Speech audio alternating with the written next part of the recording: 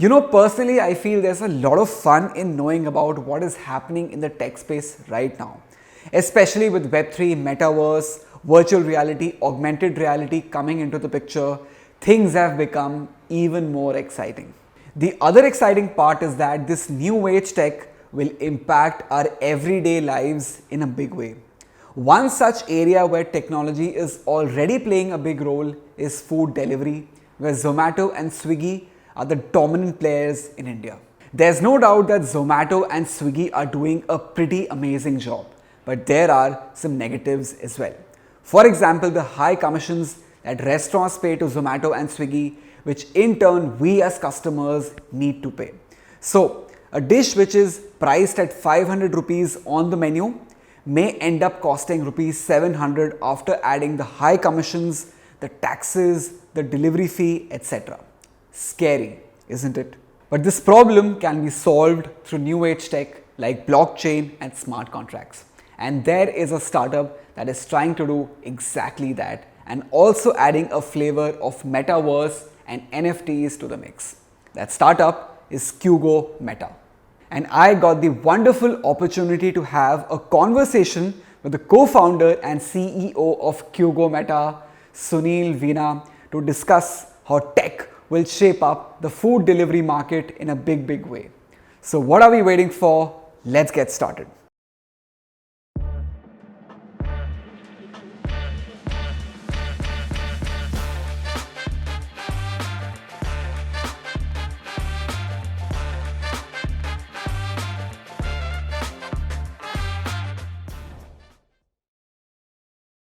Sunil Veena, welcome to the Mike and Shorts podcast. I'm so glad to have you here. Thank you for having me, Divyansh. I'm really excited to do this with you. So, Sunil, I think this conversation is going to be very interesting because we're going to be talking about the food delivery ecosystem.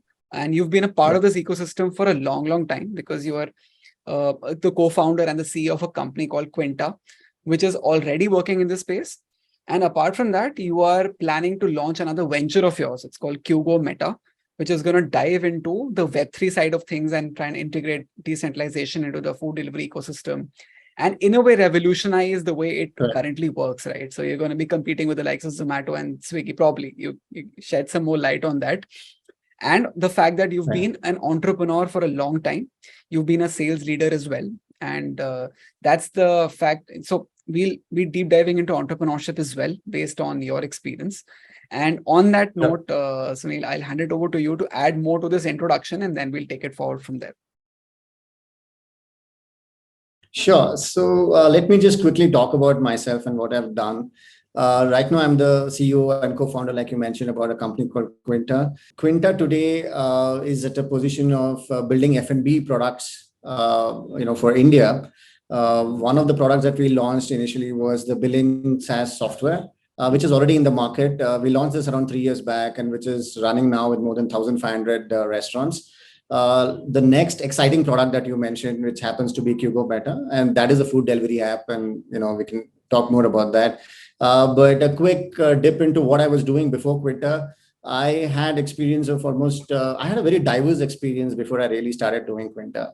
Early on in my career, immediately after engineering, I started off as a programmer, did programming for 3.5, 4 years, then did my MBA and got into the sales and the business side of things, right? So I've held a sales role for almost 6 to 7 years before we started doing Quinta.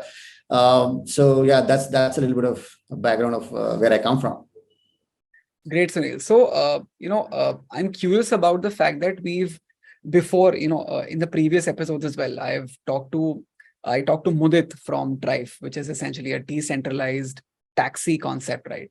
Now, the food delivery ecosystem is something which is kind of booming in the country right now, right? Zomato and Swiggy are kind of booming. And, there are a lot of things which we don't know about in the food delivery ecosystem, right? So, before we even talk about QuGoMeta and deep dive into this whole concept of Web3 and decentralization, I would like you to talk a little bit more about the food delivery ecosystem in the country and what is good about it and what is bad about it. Okay, so I can cover two aspects of it. The way the food delivery ecosystem is growing, it's nothing new to everyone, right? We've been ordering, especially I think Swiggy started at 2016, and they have done a fantastic job to kind of build this ecosystem for us.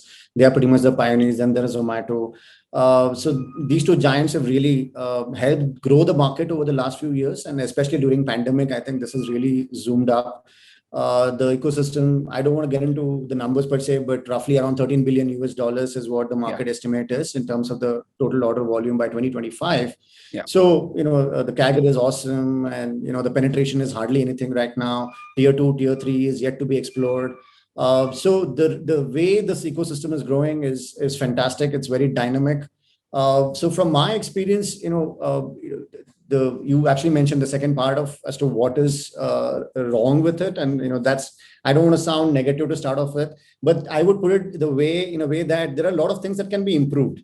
Because we saw an opportunity there, and that's where we built QuGoMeta, and I want to talk a little bit more about that, right? So when today you order, right? So there are two sides of the ecosystem. One is the merchant side. When I mean merchants, these are restaurant owners from where you order. And then there is consumer, which is you and me. And in between these two is an aggregator, right? For the sake of this conversation, I'll just use the word aggregator, which is pretty much the app that you use to kind of order food.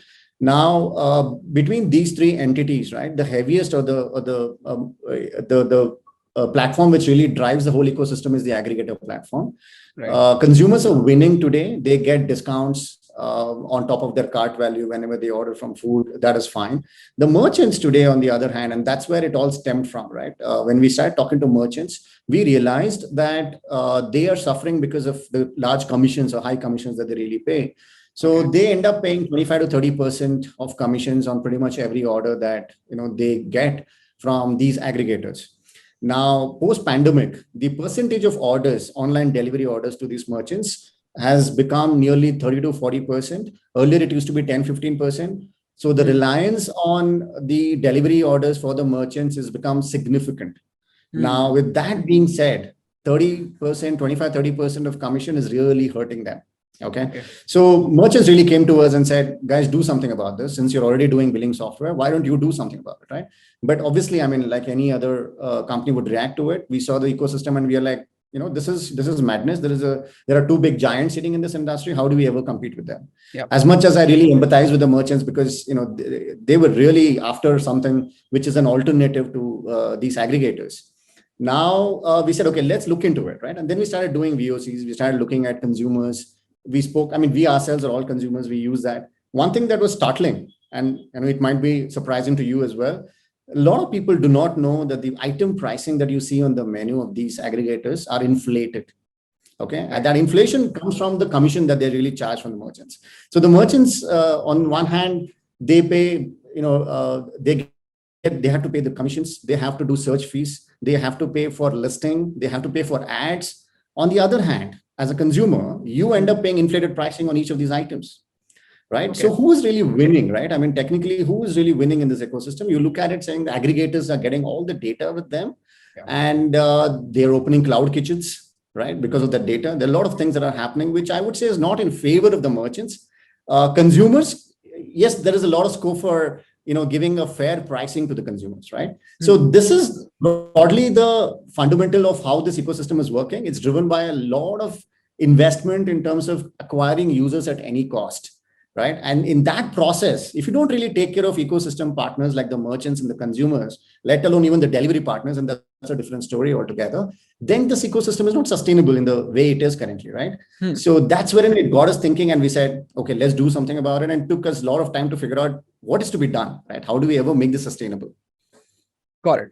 So Sunil, from what I understand, the fact that these aggregators or these platforms have a commission sort of a model, right? So for example, they say there's a restaurant and it has a recipe, basically a dish which is like 500 rupees, right, on Zomato, right? And the end consumer, like I'm ordering the food from the app and I pay 550 including delivery fee and whatever 600, right?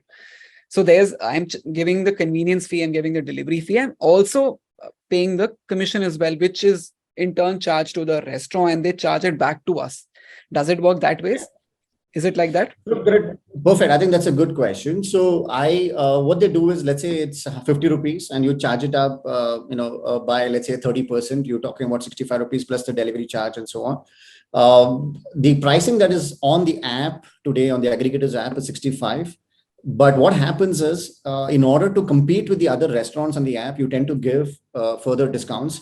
Who is that? That merchants are the ones who are giving discounts, not the platforms themselves. Okay. So the discount is minimum 20% or 30%, because if it's less than 10, then you don't even bother about it because it's become a norm now. So the merchants pay for discounts. They pay for search fees, search meaning a lot of peak hours and so on and so forth. They have to be shown up in the listing and so on. Then there are a host of other charges. When you really talk to the merchants, you'll understand that they have like a detailed set of charges that is really applicable. So this is what is really, hurting the merchants, the way I see it. And end of the day, if you look at the income that they get, and the comparison is between an online order or a set of online orders and the dine-in or takeaway orders. Clearly, right? I mean, this is highly profitable for people to be walking into the restaurant, and it's easy, it's pocket friendly for the consumer as well, and good for the merchant as well. And that's the reason you see a lot of them asking you to come to the restaurants, right? So they are pretty open about it. It's just that we don't get to know about it, right? So yeah, that's true. Because I pointed this out because I read an article where somebody pointed this, that on the menu it says 500 rupees for a dish, but on Zomato it's like 650 or 690. It's like, oh, that's a crazy difference, right? And when people realize this, they're like, they feel like they're being tricked in a way. Like, why are they paying so much? Absolutely. No, it's a very good point, right? So, and that brings us to the next topic of blockchain, right? You use the word tricked. Now, this is something that we use very frequently within Quinta today when we talk about this, right? Transparency is something, right? It's okay for you to even come back and tell the customer saying, hey, I'm going to charge you. And that's the philosophy with which we are running, right? We were going to tell them saying menu price, the app price for an item is equal to the menu price. And that's the simple formula. And we want to stick to that. The promise that you make to the consumer saying what you see on the menu is what you see on the app. Right. In fact, we mulled over a lot of other things. So 4%, 5%, 8%, 10%, whatever percentage that you put, the merchants are going to come back and say, you increase that by that much percentage because I don't want to lose a single buck. Correct. Yeah. Right. Yeah. So to the consumer, it always feels like, okay, Swiggy, maybe your Zomato is 25%, Swiggy is 30%. Now QuGoMeta is going to be another 10%. And it's a matter of time. They're going to make it 25% as well. Right. So the trust and the transparency and the feeling of being tricked, that is something that it has to be overcome, both at the consumer level as well as the merchant level. Correct. And you won't believe the amount of distrust that is being developed among merchants, right? They're scared, right? They're actually very scared to even talk about this because, the dependence for them on online orders is at its peak. So they just don't want to disrupt it, even though they know that they're not going to make money out of it, but they don't want to touch it, don't want to do anything about it. And that's I think that's why you are probably bringing about a sort of a revolution, we can say.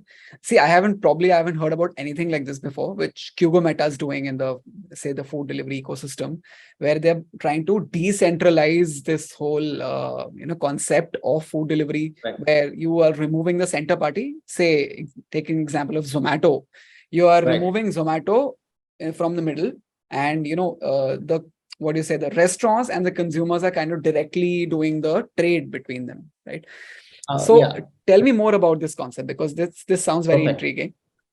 Yeah. So I'll explain. I'll start off with the concept of decentralization so that it's clear to people who do not know what blockchain is, right? Yeah. So it's basically in simple words, right? If today when you order on Swiggy, Zomato, or any of the platforms, on the Web 2.0 platforms, your data is going to sit on their server. Unlike a blockchain-based server, which is blockchain is basically a distributed ledger, which means imagine multiple servers holding your data and not a single server owned by single entity, right? So that entity has no control. There are a set of people who have control on that server. So your data is no one entity's ownership, right? There's no ownership or monopoly over that data.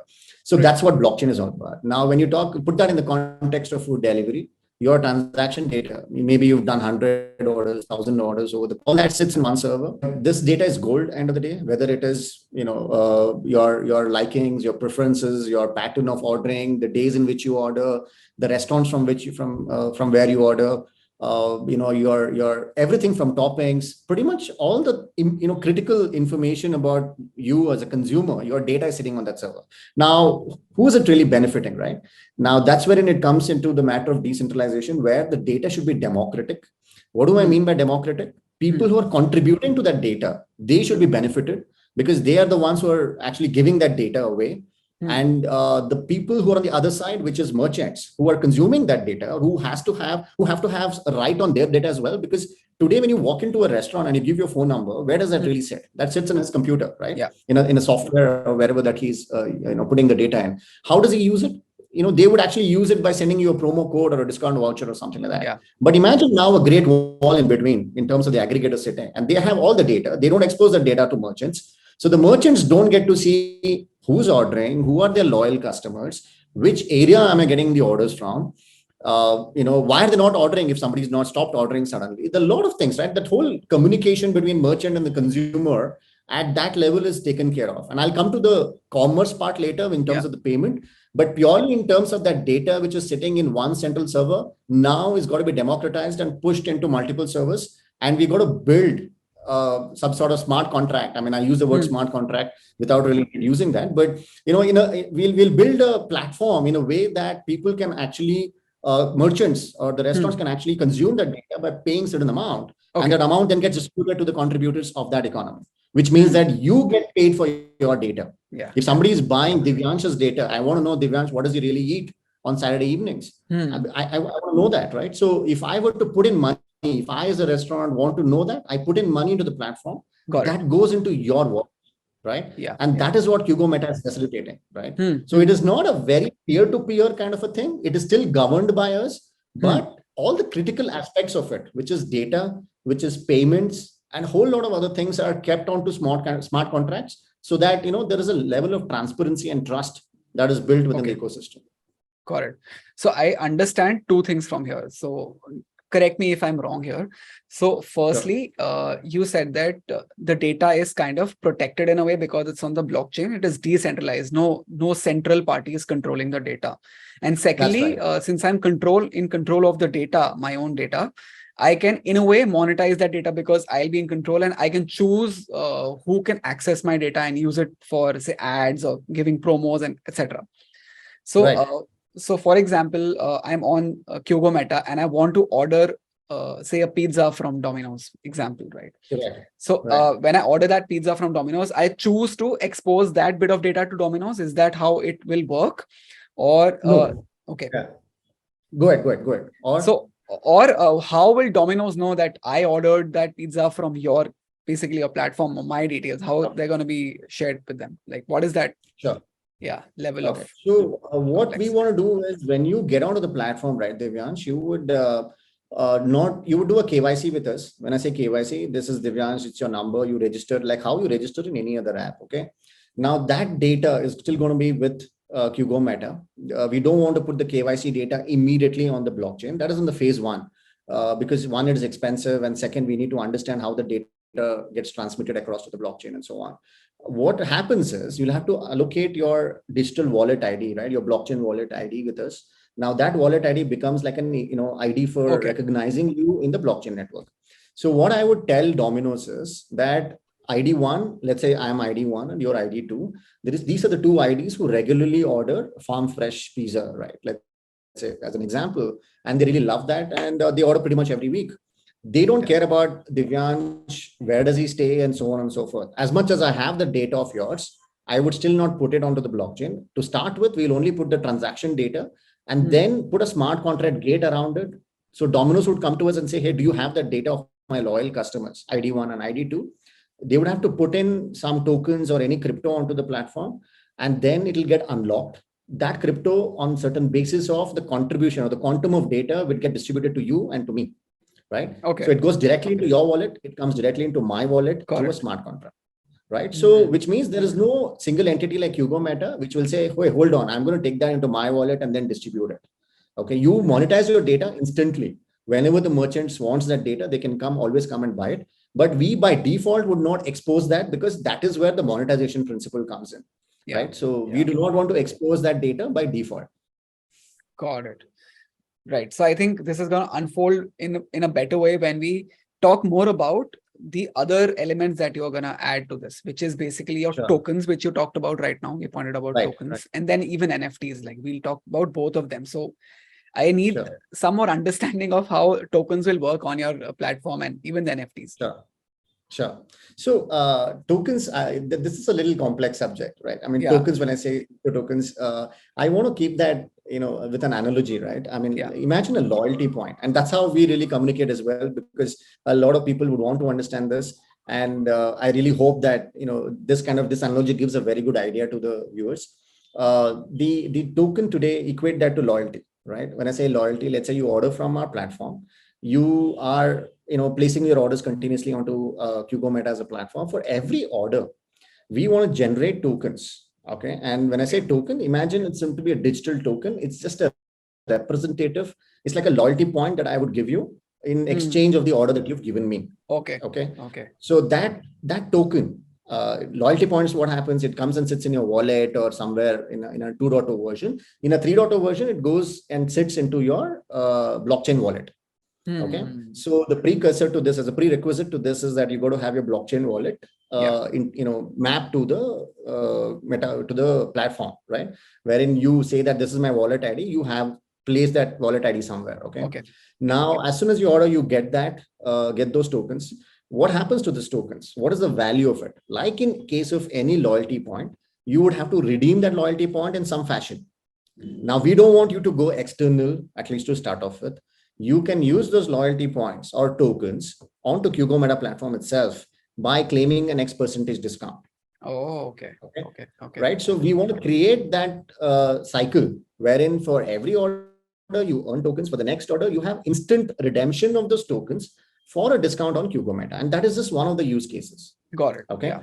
The additional aspect as to where is it different. Now, this is a similarity between tokens and loyalty. But what is the difference? The difference is the token that we are talking about is a crypto token, right? And for those of you who've done crypto trading earlier, I'm sure you know. But for those of you who know, this got an economic value associated with it. Yes. Right. And we are building this on Ethereum as a platform. So it's got a by default, it's got an economic value. Either you can use it to get a discount on QuGoMeta for your next order, which happens to be instant redemption, or it can store value for you, which means that we would have listed that on the exchange. And you can take the token out and you can possibly exchange it on a crypto exchange to USDT or an Ethereum or a fiat currency beyond that, right? Correct. So you're actually getting fiat cash back, in an indirect way, right? So that's where the tokens play a role. But this is just one of the use cases, Divyansh. We want to kind of I'll give you other example. Another example would be reviews, right? And there's a lot of talk about fake reviews and ratings and so on, right? So today, if we were to give a genuine review on QuGoMeta, and this is one of the use cases that we are building already, you place an order, we know your order ID, we know your customer ID, you place an order and you give a rating, right? A review. It's a genuine review that you've given, and good or bad doesn't really matter, but the restaurant is interested in the review and the platform is interested in the review, right? So we want to keep it at most transparent. Now, as soon as you give a review or a rating, we would transfer those tokens to you by generating those tokens, because that itself is a contribution to the platform. Okay. Right. Okay. So we go and generate tokens, we give an X percentage of tokens, and then we, push it to your blockchain wallet. Then this becomes a cycle wherein the token has become like a default pseudo currency, if I may call it that way, within QuGoMeta as a platform, right? It can facilitate a lot of use cases, a lot of places where consumers can redeem this and use this. And extension of that would be merchants. A further extension of that would be delivery partners also. Like today, we don't do delivery ourselves. We tied up with third-party delivery companies. But in case we do have, we can possibly, give those tokens to the delivery partners as well. Incentivization can happen through the tokens, right? Merchants, on the other hand, when they get the tokens, they can pay the tokens to have listing done. Correct. Right. In a very transparent way. And that's where it starts, right? The token economy. Interesting. And, I had this question in mind when you were talking about the crypto part, the intrinsic value it has in terms of, say, the crypto market, which is on, right? Now, what is happening essentially is that people like me, for example, I am trying to understand the Web3, ecosystem better, because I'm in the tech space and, I've read about it. How do you plan to reach out to the layman with this concept, right? Because blockchain is still a little complicated for, other folks, and majorly a lot of folks, like I'll say 90% still don't understand blockchain. Even I don't understand blockchain fully, right? How do you plan to kind of take it to them, this idea? I know you're already doing it through your website, the white paper you've written. I've explained everything beautifully over there, but still there may be some trust building that needs to be done, right? It's going to take some time. So how do you plan to do that, right? Reach the layman? That's a very good question, and that is something that we are still figuring out, to be honest. Let me be candid about that. But there are a few things that we are doing already to kind of address that, right? One thing that we've done is, this is a standard answer that you will see: community building, and that's obviously the core of building any Web 3.0. And how we are building community today are two things, right? One, we've already released our app on the Android Play Store, and we're doing a test launch. We've done a test launch in Bangalore. We are hitting 3-digit orders on a daily basis, which is already a good thing for us. Right. Because we also wanted to understand how the merchants are reacting. We have not spoken about blockchain to them. Neither have we spoken about blockchain to the users yet. Okay. What we're trying to do is to see how the zero commission part is being accepted and what are the other challenges that they face, just to understand that pulse better and the whole cycle better and operational challenges. Because end of the day, no matter whether it's blockchain or off chain, you need to get your food delivered, and when you're hungry, that's where it starts. Right? So the core is still food delivery. Let's not forget that. Now then comes a layer of technology which actually enables this thing to happen in an efficient way, right? So once we get onto the testnet, now coming to the blockchain track of it, right? While we are building the Web 2.0 version, which is on the Play Store, now it's going to go on to the Apple App Store as well. While we're building that and expanding, we have 200 restaurants already onboarded with us. Out of 200, we've had conversations, only a few of them, and some of them are really excited because it's blockchain and they understand crypto, but majority of them, they don't. Okay. So we want to keep the merchants out of it in phase one. Right. In the phase one, what you want to do is to build use cases only for people, the consumer side, right? And the consumer side, one of the challenges that we face currently is that you need to have your blockchain wallet ID created for us to even transfer those loyalty tokens or crypto tokens into your account, right? So we are trying to overcome that, and that's a genuine problem. We still don't have an answer for that. But if you really look at the blockchain wallet penetration in India, India has got the highest blockchain wallets across the globe, right? So I don't have an exact number. I think it's around 35 million, if I'm not mistaken. I might be probably wrong. Might be. The penetration of blockchain wallets is crazy in India. We want to target by doing airdrops, the standard crypto marketing techniques. Reach out to those.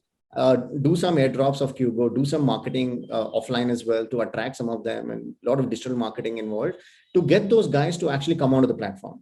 Now, for people, right, who do not understand blockchain, and people who do not have a blockchain wallet, to be specific, there requires a level of awareness building. You're absolutely right. But I would look at it two ways, right? That's a challenge for us to actually create that category in itself. I know it's a massive challenge. But we're still figuring out a lot of ways in how do we enable people to really create that wallet and then just attach it with the blockchain, with the QuGoMeta platform. Then everything is smooth, because then everything is about just looking at your tokens and using those tokens. Then it's about the design on the app and how easy it is for them to redeem it for a discount and so on. The initial blocker for us would still be the blockchain wallet, which it is increasing by the day. But how do we then tell them, saying, hey, this is safe, this is legal, so on and so forth? That communication is something that is still working on. That is interesting because, even I, as a, user of the blockchain and the wallets, I do have a wallet, MetaMask wallet and Phantom wallet for different crypto. But, the challenge here is how should I use it? And probably because there are some regulatory things which are going on in the country. And, that's why I feel challenging. And the trust is kind of still lacking because there so many things are going on. Probably if, when these regulatory things get sorted, like they're getting sorted quickly, the trust is going to be there, and we're going to educate better, and awareness is going to be there better, right? So that's the interesting bit. Okay. One thing I think I missed out completely is, how are you as QuGoMeta gonna benefit from this model? How are you gonna earn from this model? That's the interesting bit I want to know about. Right. So, again, that's still in works, but I can give you a fair glimpse of as to what we are thinking. There are multiple ways to do it. The first thing that we're going to be doing is the data monetization scheme that I spoke about, which is about for you to get data, you need to be present, you need to do marketing, right? So it goes hand in hand. The more data you have, the better monetization that you can do. Yeah. So that is one of the use cases wherein we look at consumers' data being exposed to merchants at a certain value, and then the consumer benefits out of it.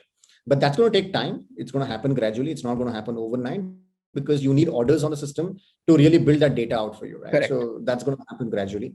The other thing is for every order, we would have token generation to be happening at a platform level, and then these tokens are going to get distributed to the user. We would keep 5% of the tokens that are getting generated.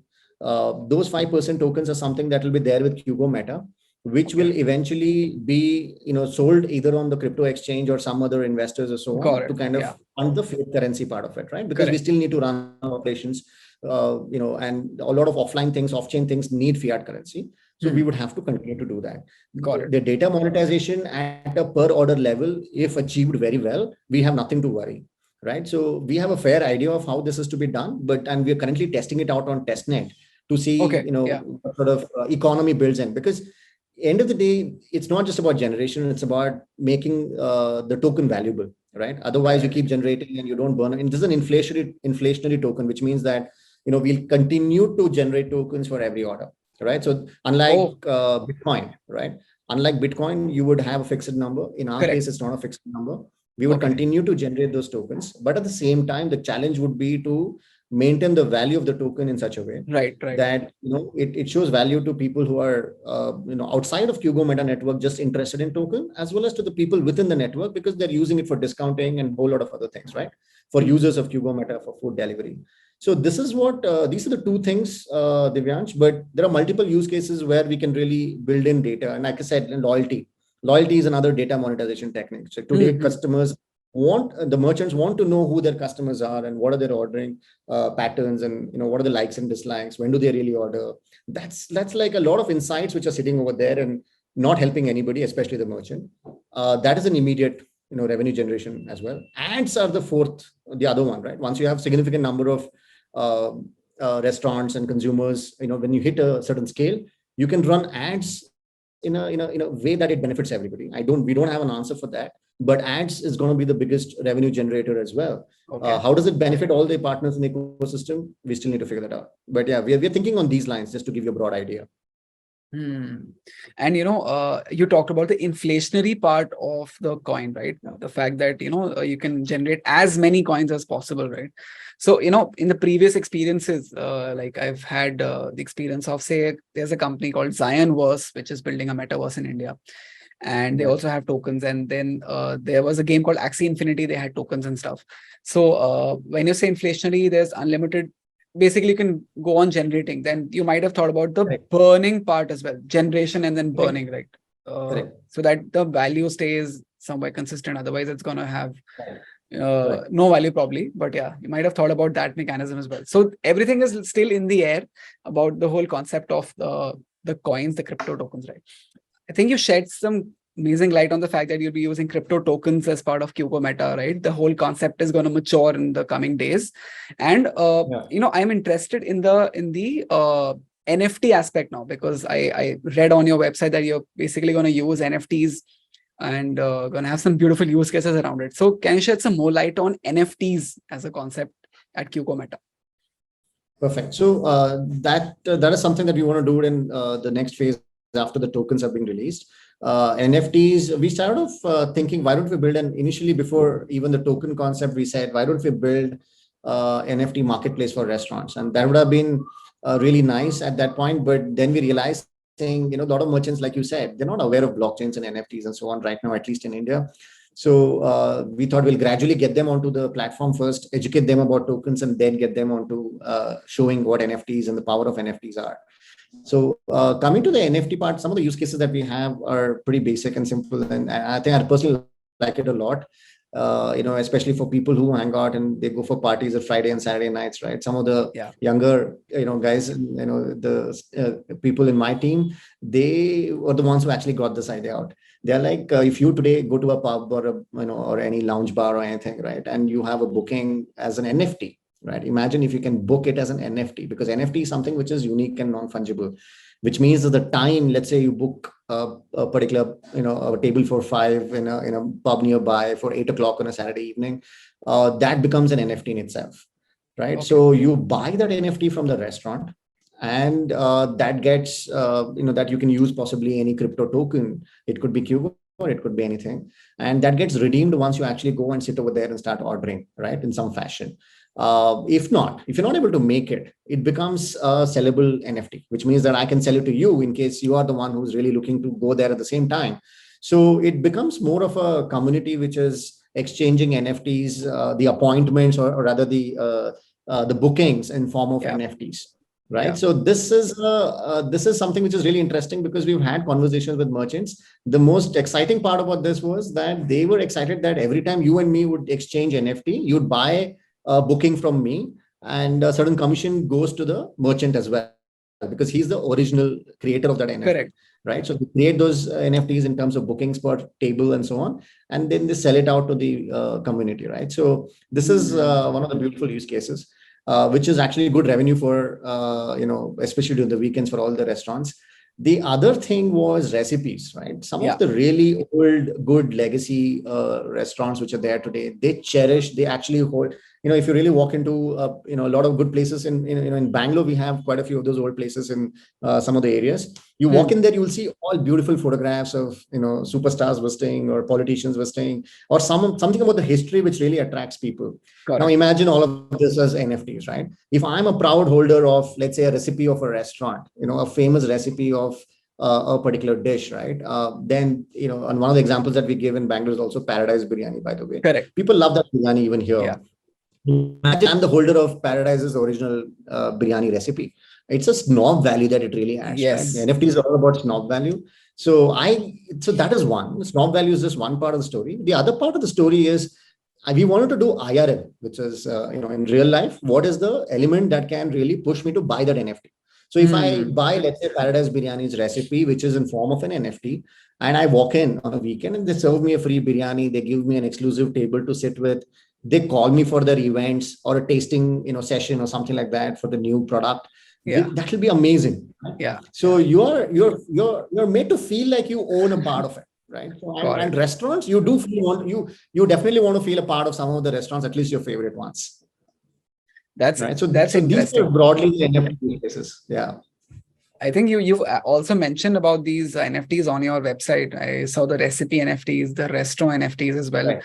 And the fact that you'll also be trying to dive into the metaverse space with from the NFT side of it. You'll be launching restaurants in the metaverse. So how does that work? Like what is that concept about the metaverse? I want to know more about it.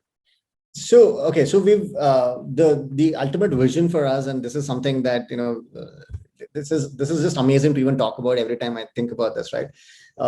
Imagine you have a friend in US and another friend sitting in Europe, and you want to catch up in a metaverse. All of you are in Decentralized or something, or any of these metaverses. We don't want to create a metaverse. We want to obviously partner with somebody and build a restaurant. I won't cover the technical aspect of building or recreating that, that's all technical side of things. But just for a moment, imagine that you have your favorite cafe that you guys were to hang out during your college days. I create that sort of a restaurant in the metaverse, and you guys come and sit over there sharing a cup of chai or something, and just catching up with just like the good old days.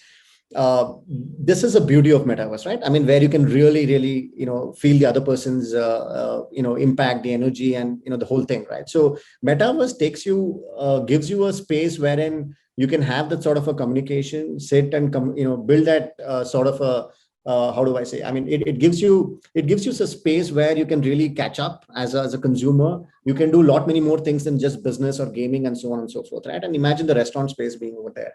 So for us, it's like today, one of the use cases is that wherein you can get the restaurants onto there, and you can do commerce using crypto tokens or the QuGo tokens that we are building, where you can buy stuff and you can experience that. And how do you experience that food in metaverse, right? That's the next question that you might have. I mean, all this is fine. You'll go into a restaurant, you sit with your guys, but how do I really sip that tea or have that coffee, or how do you do that?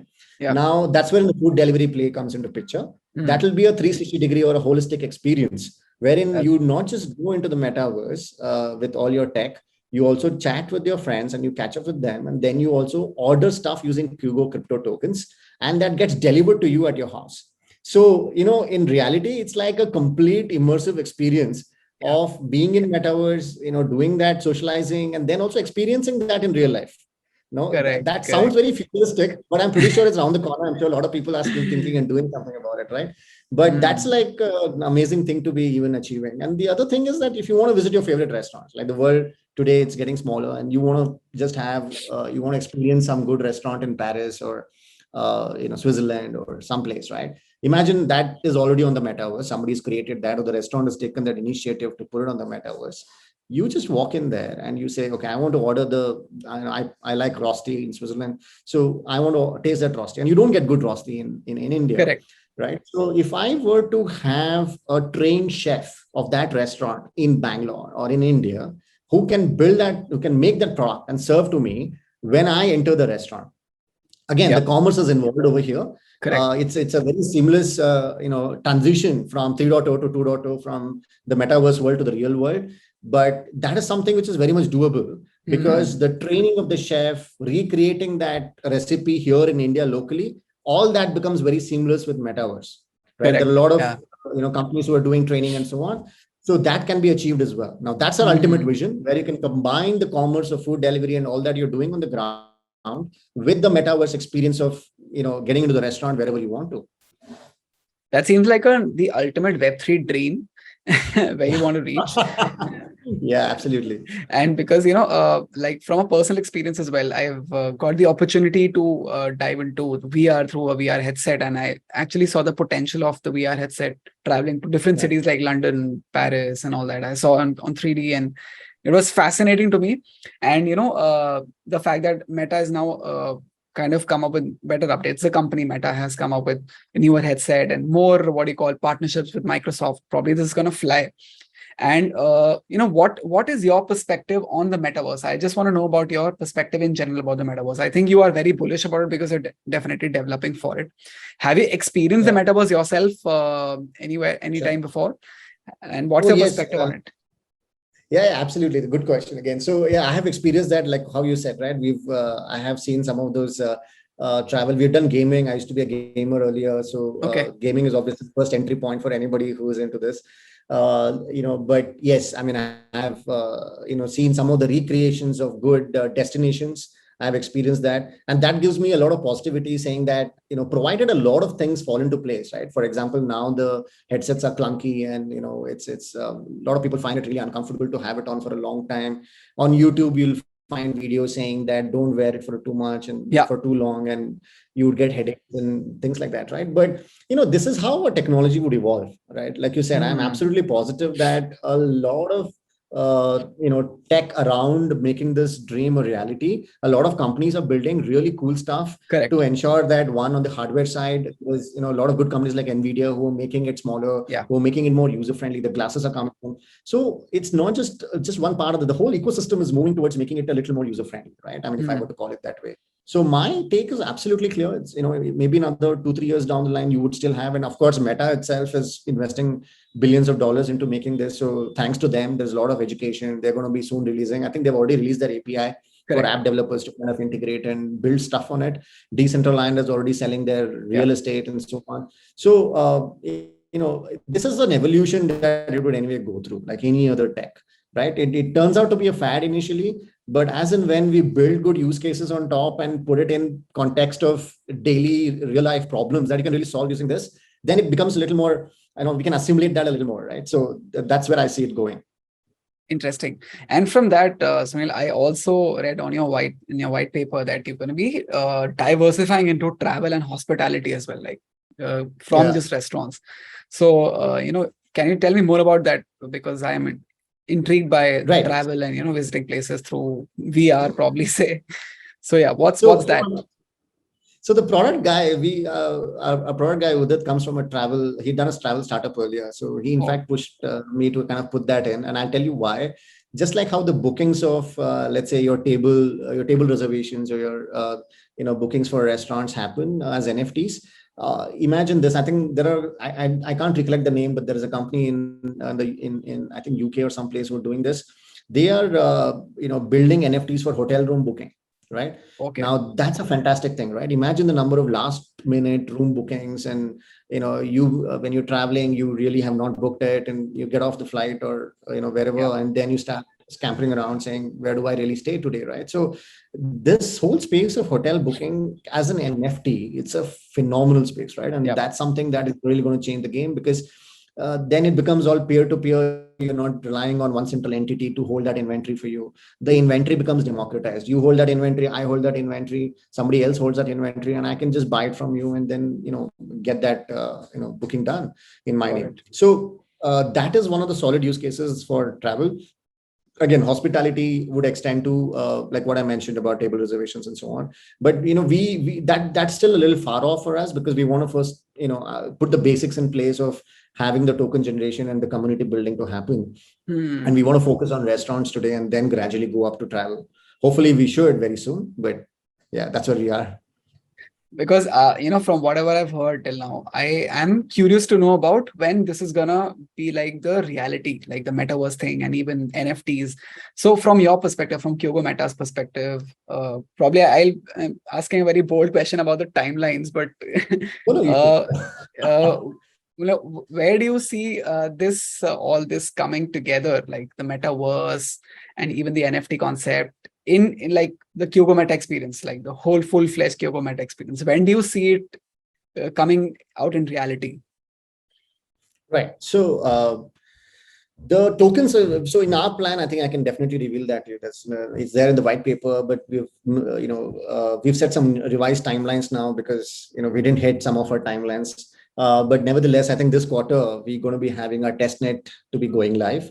So maybe the quarter one of 23 is when we will have the actual we're going to go on the main net, and you will have the order more, earn more philosophy that I spoke about, wherein for every order you're going to have tokens really being generated. That's the first step. And possibly in 2023 we want to build on multiple use cases to ensure that the token economy is maintained.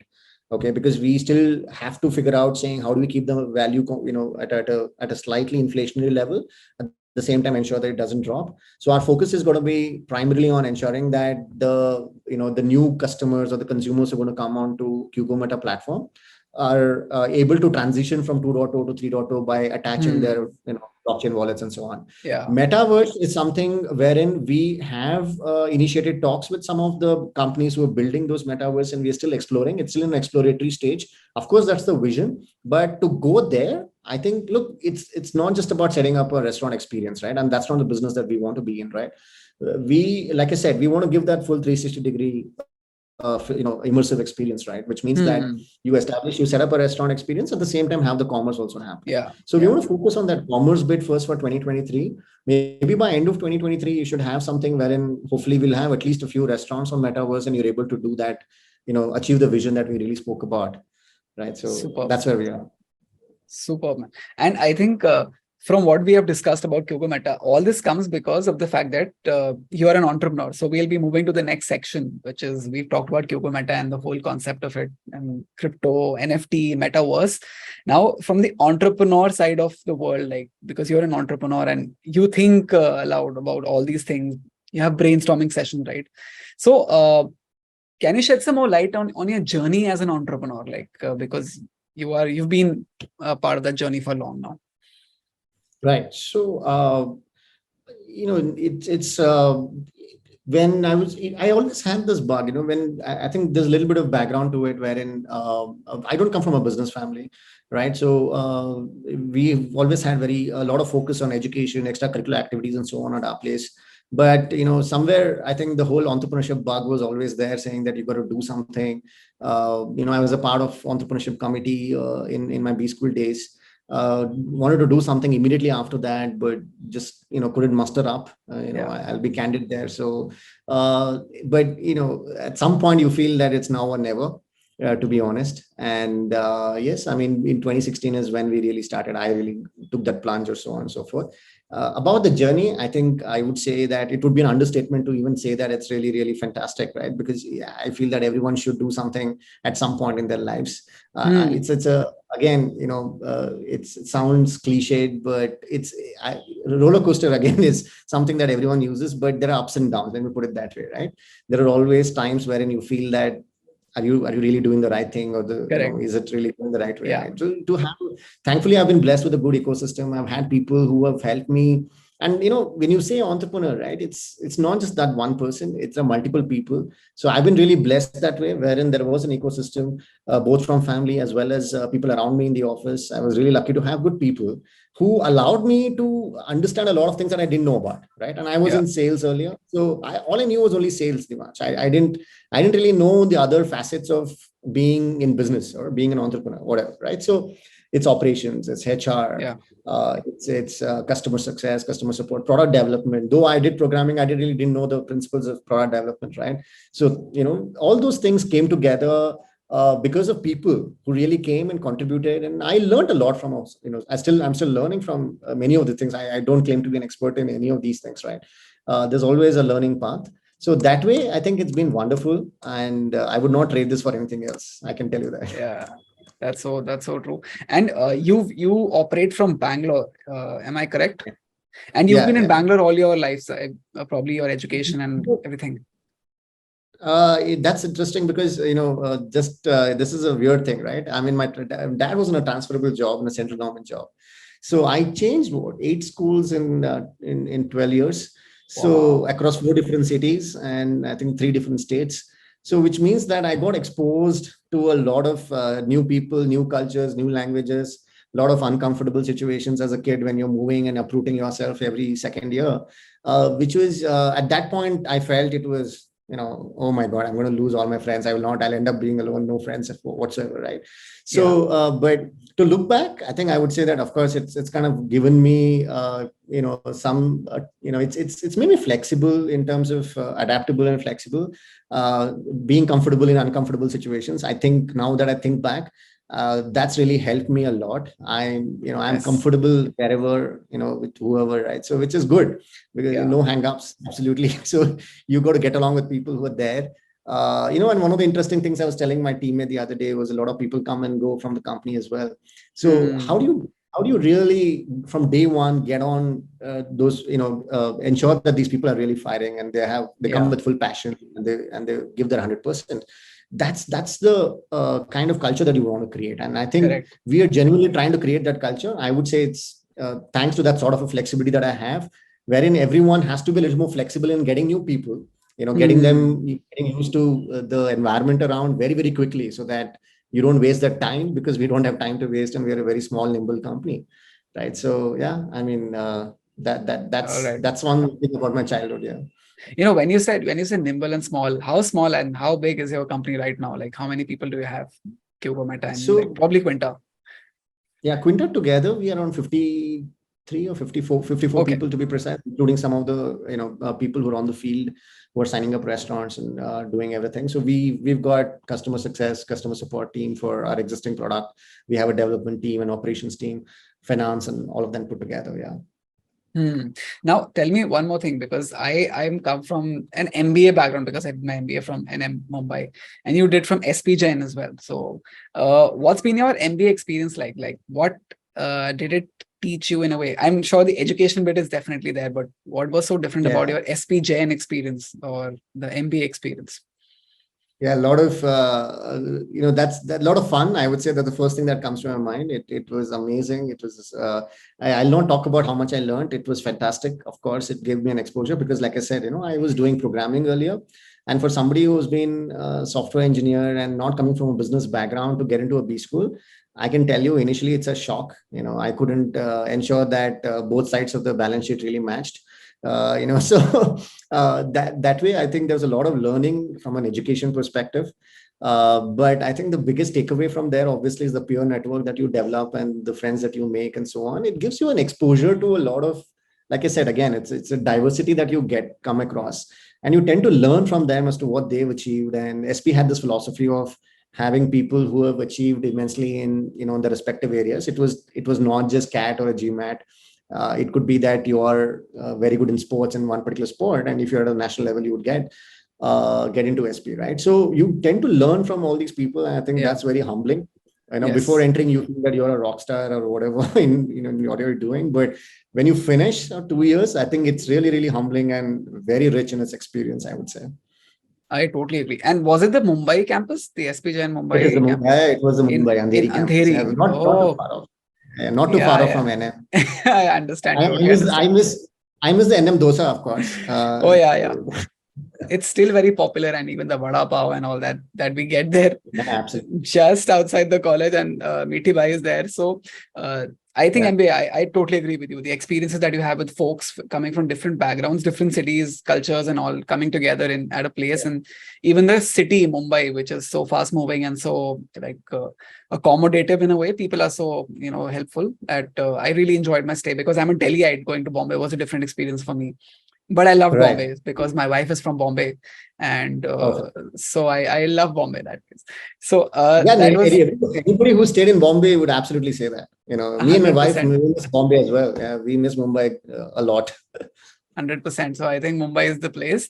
And from that, I would want to ask you a few rapid fire questions like that Sure. that were not part of the planning, but yeah, they're going to be very rapid fire one word answers or whatever suits you. Okay. So so you've traveled to so many places in the country since your childhood, right? Which is a favorite city? Oh, it's Mumbai.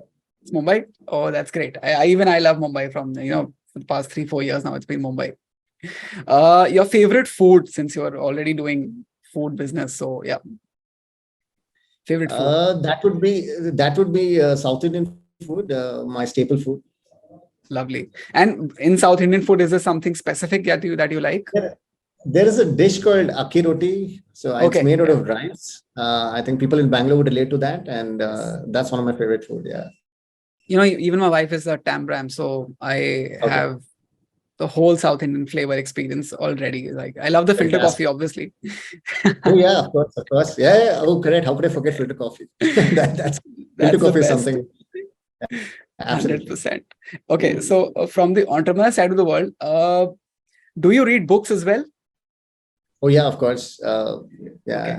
I do a Which lot. book I would do you read a lot. recommend? Which book would you recommend to say people or anybody who's wants to get into say entrepreneurship or anything else, like in terms of personal growth as Well, well, there if are you a read lot any? of books. I couldn't name one book, but I can tell you top of my mind recall, right? So the few of the books that I still treasure and I keep revisiting them, right?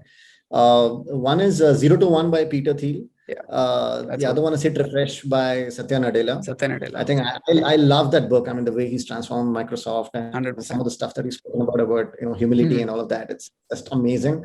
Yeah, these are some of a couple of books. But I read a lot of spiritual books as well. I think I would suggest and recommend a lot of people to read some of the stuff that they're there in the spiritual world. Not very deep, but some at least let's say something about meditation and so on and so Right, forth. I right, think right. I read a lot of them as well, and that really helps you. Yeah. And have you read the autobiography of a yogi? I think that's a big spiritual book, which is very popular as well. Have you read that? I think I read it Autobiography recently. of? Of a yogi by Yoganand Paramhans. So No, I have not read that yet. No, okay. So I've I've read a lot of. Yeah, no, I think you should, because it's if you sure. talk about spirituality, it's a trending kind of a book, but I just read it because was just wanted to see what's there inside, and it's crazy. It's just totally Right. crazy what's there inside, and you want to read it again. Like that's Yeah, I'll crazy. pick that up. I'll pick that up. I think I should. I read a lot of small Swami Vivekananda's books, right? The thought process of Swami Vivekananda was legendary. I think that's something that I keep telling everyone.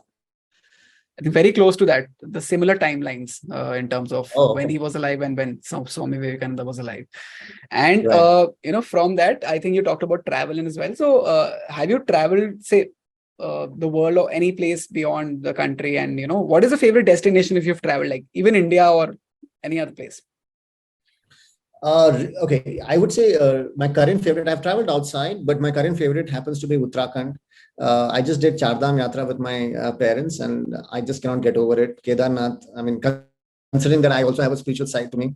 Lovely. The experience that I had in Kedarnath was one of a kind. I Yeah, think that yeah. I'm still, it's been what, 4 months now since we finished Yeah, it, but yeah. I just can't get over that. And I feel like going back, and that's something that, it leaves an impression.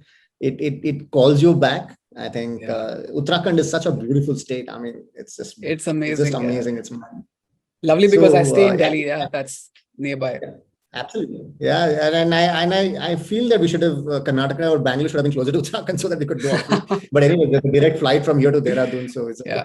a flight away, I guess. And I'll So tell yeah. you a short story as well, because in 2012 I went to Kedarnath and Badrinath in Gangotri, and in 2013 we had the floods over there.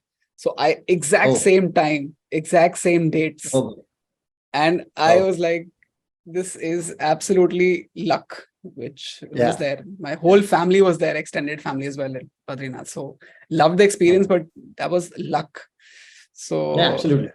Yeah, the nature's God, fury is something you yeah, cannot get over. yeah, In yeah, yeah. fact, That when we was were to total luck. Kedarnath and we were coming back down, there was an accident, and unfortunately, a couple of people lost their lives, which I Yeah, feel, yeah. it's, you don't have anything in control, right? And that's again, Correct. I mean, it's just you It's have to leave life. it to the Yeah. nature. That's true. That's true. I think on that note, Sunil, I'll end this episode. We had such deep conversations about Web3, QuGoMeta, and even now entrepreneurship and all these things. So really enjoyed this conversation, to be true. And it's been like a normal conversation, not very mechanical and all that stuff. So, but yeah, really enjoyed it. It's been very good for me as well, personal learning. And thank you so much for coming on the podcast, Sunil. It was great. It's a great pleasure. I think I enjoyed it thoroughly too, and look forward to all your other podcasts as well. So thank you for having me. I think Thank you, that's Sunil, and important. all the best for QuGoMeta. And I'll definitely And order please it download.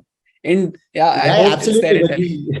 Yeah, absolutely, absolutely. We'll come to Delhi and I'll keep you posted. 100%, 100%. I'm waiting to order. Sure.